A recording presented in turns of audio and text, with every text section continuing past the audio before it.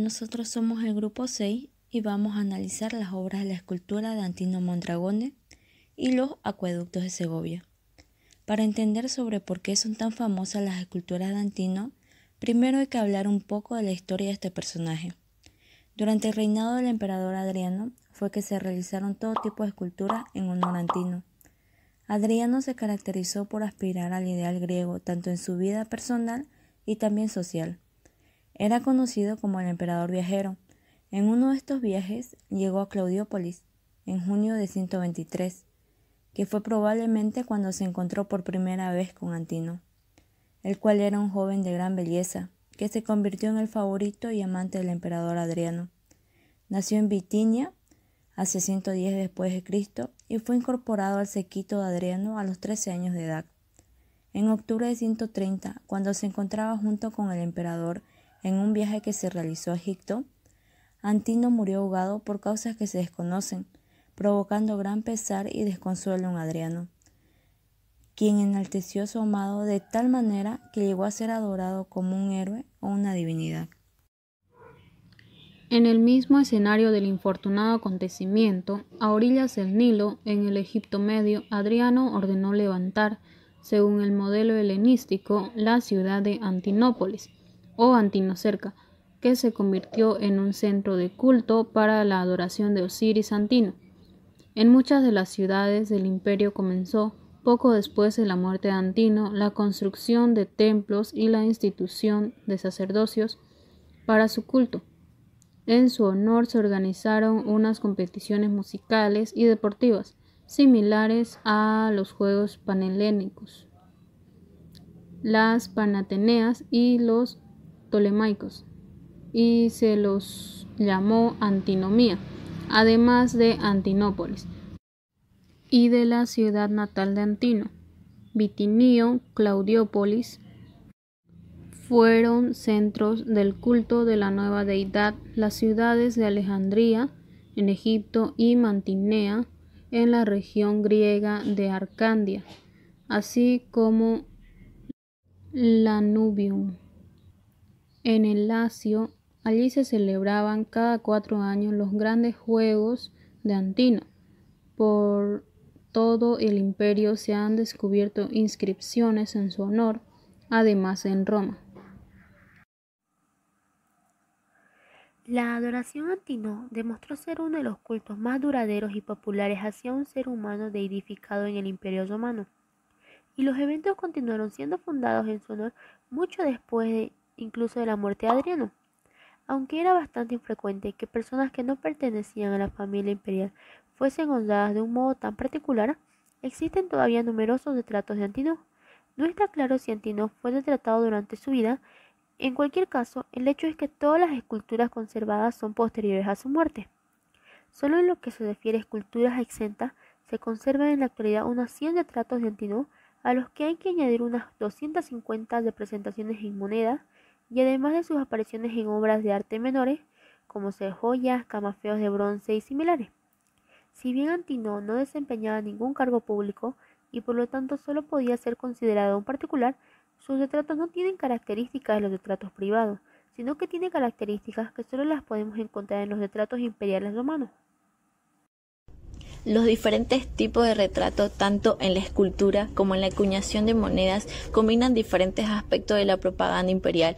Las imágenes de Antino fueron modelos a imitar para la retratística de personajes jóvenes durante el siglo II. Muchas esculturas realizadas a lo largo de dicho siglo tomaron como referencia los retratos de Antino. Esta es una de las razones por las cuales no siempre es posible identificar con seguridad los retratos de Antino. Las estructuras se caracterizan por sus rasgos suaves, un tanto redondeados, rostro lampiño con un toque de afeminamiento, los labios gruesos pero la boca no es muy grande, la nariz es muy recta y las cejas curvadas.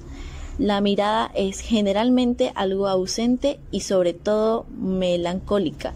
Sus bucles de blondos cabellos son algunos de los atributos distintivos del modelo antinoico. El antiguo Mondragone es un ejemplo de representación idealizada. La cabeza formaba parte probablemente de una colosal estatua de Antínoo destinada a su culto. El personaje es mostrado aquí como Dionisos Osiris, portando una diadema, tal vez Uraeus. La cabeza fue hallada en 1720 y expuesta en un principio en la villa Mondragone, cerca de Frascati, razón por la que es conocida con este nombre. Esta escultura mide 95 centímetros de alto y 37 centímetros de ancho, que consiste en un solo bloque de mármol blanco y tiene como característica las cejas a raya, labios carnosos, ceño fruncido y casi oscuro, con un giro de la cabeza hacia abajo a la derecha, que recuerda mucho a la estatua de Atenea Lemnia. La piel suave y fuertemente desarrollada, y el peinado es similar a las imágenes del helenístico Dionisios y Apolo. Especialmente llamativos son los rizos, ya que caen hasta la nuca. A primera vista parecen caóticos, sin embargo, si se observa con atención, se descubre que siguen un orden riguroso. Los ojos y la diadema en la parte superior de la cabeza se agregan más tarde. Actualmente se encuentra en el Museo del Louvre en Francia, en el departamento de antigüedades griegas y romanas en la planta baja. Acueductos de Segovia. El acueducto de Segovia es un acueducto romano que llevaba aguas a la ciudad española de Segovia. Su construcción data de principios del siglo II después de Cristo a finales del reinado del emperador Trajano o principios del Adriano. Fue construido para llevar el agua a la ciudad de Segovia, al centro de la provincia de Hispana. Su nombre procede de la unión de dos palabras latinas, aqua, que significa agua, y ducere, conducir. Previamente a la construcción de un acueducto, los ingenieros romanos debían llevar a cabo un minucioso estudio del terreno, de sus desniveles y de las posibilidades del posterior recorrido del agua. Las huellas que dejaron los romanos en la península ibérica en forma de monumentos son muy numerosas, pero el acueducto de Segovia es una de las más espectaculares. Esta monumental obra de ingeniería romana cuenta con 167 arcos. El acueducto de Segovia. Con sus casi 30 metros de altura, fue una herramienta imprescindible para transportar el agua a lo largo de 16.222 metros, aprovechando los desniveles del terreno, y abastecer a los habitantes de Segovia. Para su construcción se utilizó piedra berroquiana, granito de grano gordo y color cárdeno, siendo los sillares tallados a propósito para el lugar que ocupan, labrados y forma tosca, unidos sin ningún tipo de argamasa y colocados a hueso. El acueducto de Segovia consta de 120 pilares que sostienen 167 arcos, a su vez construidos por sillares, que son piedras labradas en forma de rectángulo, y unidos sin ningún tipo de argamasa. Esto se sostiene mediante un perfecto estudio de las fuerzas de empuje entre los grandes bloques de piedra. La arquería del acueducto y el hito arquitectónico más importante de la ciudad se ha mantenido en funcionamiento a lo largo de los siglos, y quizás por eso ha llegado hasta ahora en perfecto estado. Hasta casi nuestros días proveía de agua a la ciudad de Segovia, y más concretamente Alcázar. En los últimos años ha sufrido un patente deterioro causado principalmente por la contaminación medioambiental y a los propios procesos de erosión del granito.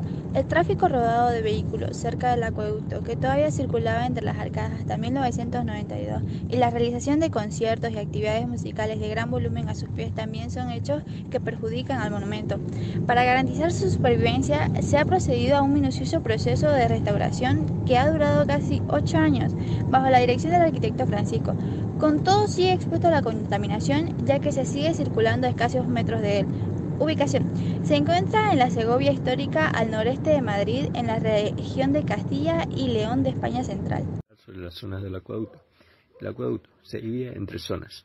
Primero, la zona extraurbana, donde se sitúa la captación, parte de la conducción y el inicio del tramo del agua. Luego, tenemos el tramo periurbano, que se centra principalmente en la conducción. Y por último, el transurbano, llegando a la ciudad, encontrando el acueducto aéreo y la parte monumental. Después, tenemos los desarenadores. Estos son estanques cubiertos donde el agua pierde velocidad e impurezas, tales como como arena, hojas, barro, entre otros, con tal de que el agua llegue limpia a todas las partes de la ciudad. El primero lo podemos encontrar en la carretera de Palazuelos. El segundo se puede ubicar en la avenida Padre Claret. Y el último lo podemos encontrar en la Plaza Mayor.